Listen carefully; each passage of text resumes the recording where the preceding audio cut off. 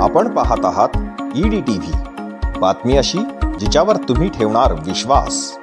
पत्रकार परिषदचा विषय असा आहे की जालन्यातून मी साऊथ आफ्रिका इथं डर्बन इथं 9 जूनला कॉम्रेड रन होते आहे।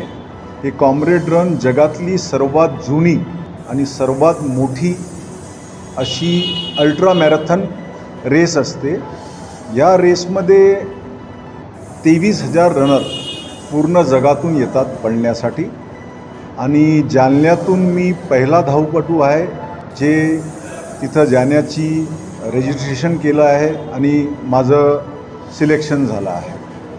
तर ह्या विषयावर आपण ही पत्रकार परिषद बोलवली जेणेकरून लोकांना माहिती पडली पाहिजे की असा पण एक अल्ट्रा मॅरेथॉन आहे जिथं तुम्ही डायरेक्ट भारत देशाला रिप्रेझेंट करताय। आणि डाऊनहिल रन असतो पुढच्या वर्षी तो राहील 90 किलोमीटर, पण सहसा असंच म्हणलं जातो की 90 किलोमीटरची ही रेस आहे। अपहिल म्हणजे 1800 मीटरचं एलिव्हेशन रन असतो। 1800 मीटर एलिव्हेशन म्हणजे तुम्हाला जवळपास पहाडी एरिया किंवा चढावावरती तुम्हाला पळण्याचं हा अनुभव भेटतं।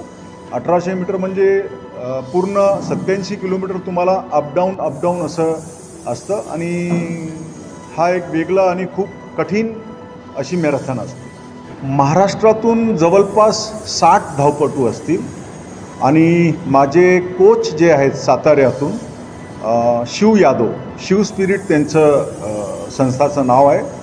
मी त्यांच्याकडून ट्रेनिंग घेतो आहे आणि त्यांच्या ग्रुपमध्ये जवळपास 40 ट्रेनीज आहे जे डर्बनला पळणार आहे। तर सर्वात मोठा ग्रुप एका ग्रुपचं किंवा एका कोचचं सर्वात मोठा ग्रुप आमच्या कोचचा आहे शिव यादव सर, ते साताऱ्याचे आहे।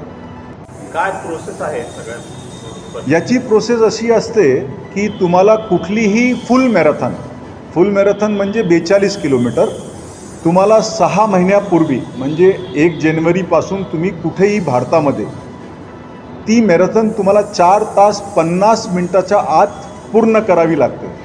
तुम्ही जर 4 तास 50 मिनटाच्या आत जर ती मॅरेथॉन पूर्ण केली तर त्याचं टायमिंग सर्टिफिकेट जे असतो ते तुम्हाला ऑनलाईन डर्बनला पाठवावं लागतं, तरच तुम्ही या स्पर्धेसाठी पात्र ठरतात।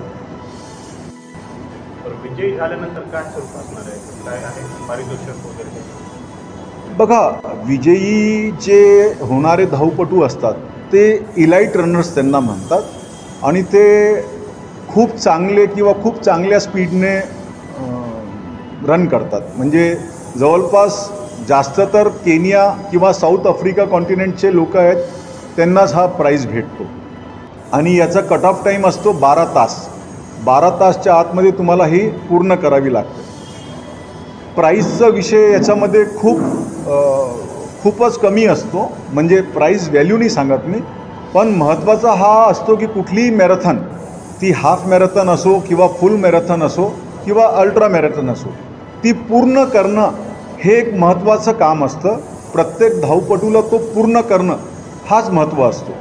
प्राईज किंवा प्राईज मनी हा महत्त्व नाही आहे, कारण आता 23,000 रनर पूर्ण जगातून इथं पळणार आहे तर प्राईज जास्त 100 लोकांना भेटणार आहे। बाकीचे 22,900 लोक तर फक्त ते पूर्ण करणं तो एक मोठा भाग असतो। जालन्यातून तर आजपर्यंत कोणी गेलं नाही। माझ्या व्यतिरिक्त आता भारतातून 350 रनर्स आहे आणि विशेष म्हणजे तुम्हाला सांगावं वाटतं की 25 महिला धावपटू आहे। महिला धावपटूंना सुद्धा त्याच वेळामध्ये कंप्लीट करावं लागतं आणि भारत एकमेव असा देश आहे जगामध्ये ज्याच्यात सर्वात जास्त रनर्स साऊथ आफ्रिका कॉन्टिनेंटल सोडून सर्वात जास्त रनर हे भारत देशातून जातात आणि फिमेल पार्टिसिपेंट किंवा महिला धावपटू हे भारतातून सर्वात जास्त असतात।